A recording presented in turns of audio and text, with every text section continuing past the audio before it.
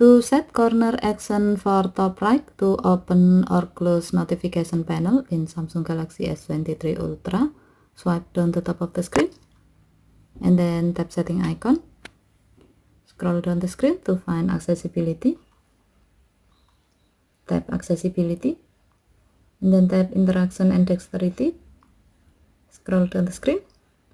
Under mouse and physical keyboard section, tap auto action after pointer stop.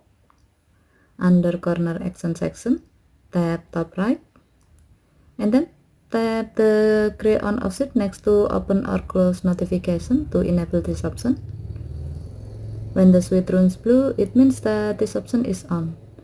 Next, connect a USB or Bluetooth mouse with your phone.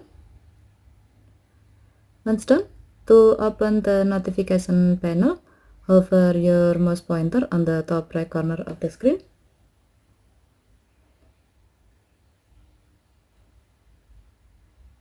Well, to close the notification panel, hover your mouse pointer again on the top right corner of the screen.